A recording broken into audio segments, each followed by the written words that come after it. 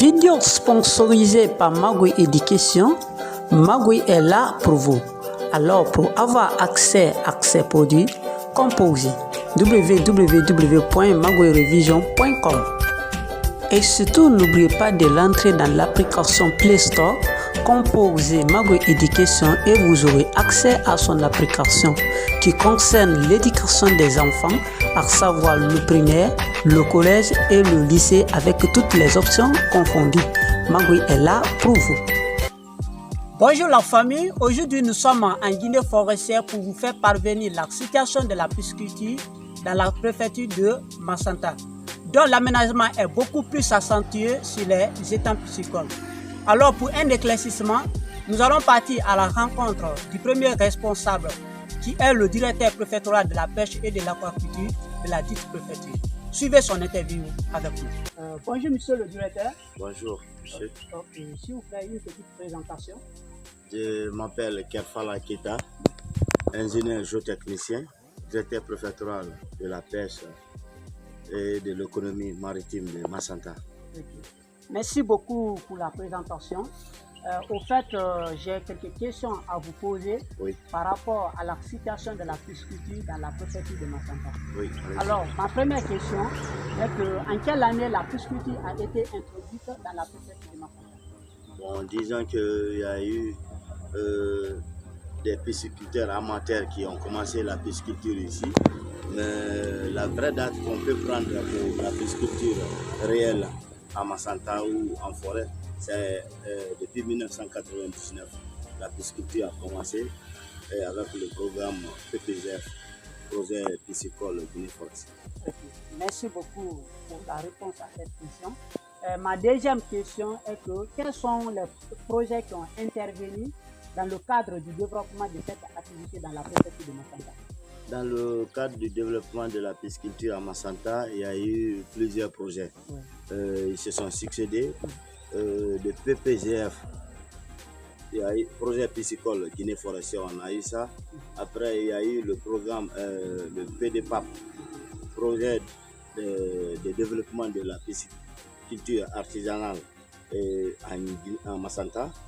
Il y a eu le projet d'appui à la pisciculture artisanale, au développement de la pêche artisanale et à la pisciculture en Guinée forestière et à Massanta ici. Ensuite, il y a eu le PDPZF, le projet de développement de la riziculture en Guinée forestière. Et ensuite, le PISCOFAN, qui est le dernier projet.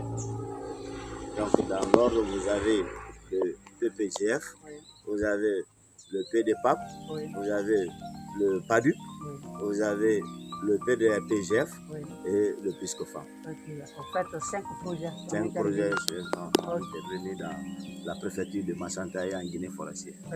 Merci pour la question. Ma troisième difficulté que vous rencontrez, ou bien les pisciculteurs rencontrent dans la ville de Massanta?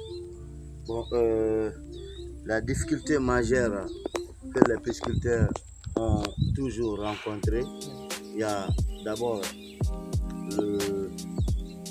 l'alimentation.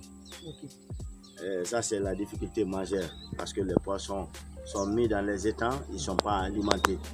Mais il y a entre autres d'autres difficultés, entre autres la qualité de la semence, je vais parler des alévins, le problème de tarissement des étangs, il y a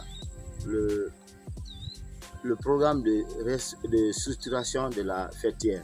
Jusqu'à présent, ils ne sont pas organisés type comme dans les autres pays. Ça, c'est une difficulté majeure. Et des projets qui se sont succédés ont envoyé des concepts dont les bénéficiaires eux-mêmes n'ont pas compris. Ça, c'est une autre forme de difficulté. Je vais parler des trucs comme le parrainage, les relais et autres n'ont pas été bien enseignés, bien comprises par les bénéficiaires qui sont les pisciculteurs. Merci pour cette question aussi. Ma quatrième question, c'est par rapport maintenant à la situation actuelle de la pisciculture. Quelle est la... Aujourd'hui, vous avez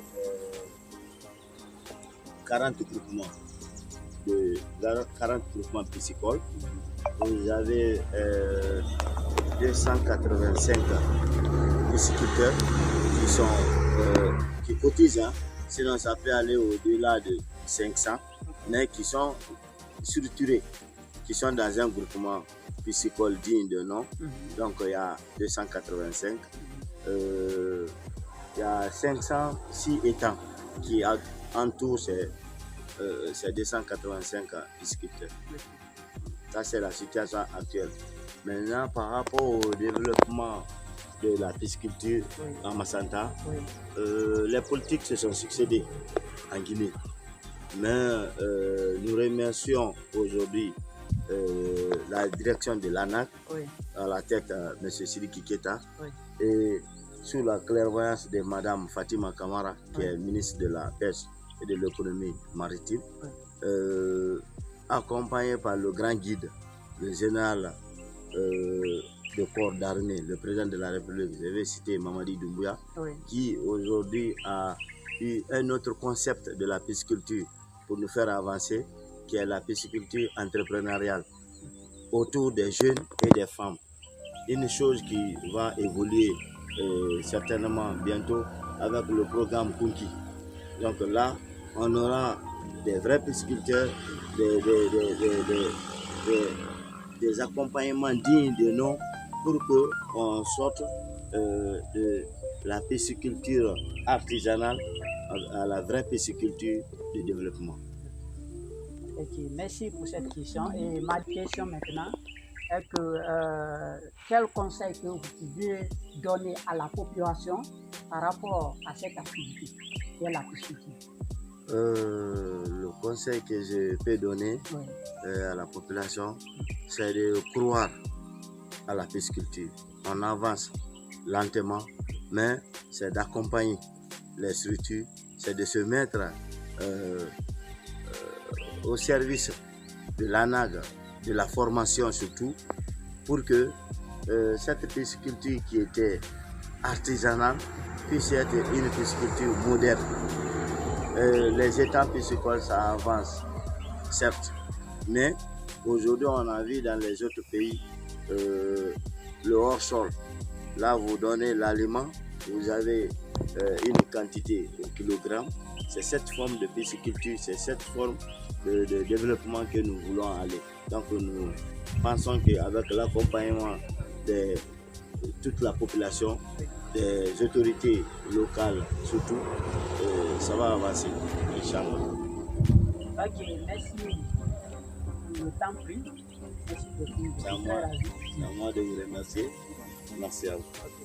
Alors, merci chers auditeurs d'avoir suivi cette vidéo avec moi.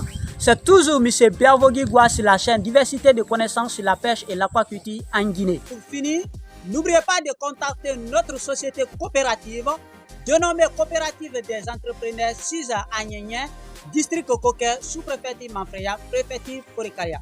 Pour nous contacter, il suffit de rentrer dans la partie description de cette vidéo et vous aurez accès à nos différents numéros. Vous pouvez les contacter à n'importe quel moment. Donc, merci, à très bientôt pour les prochaines vidéos.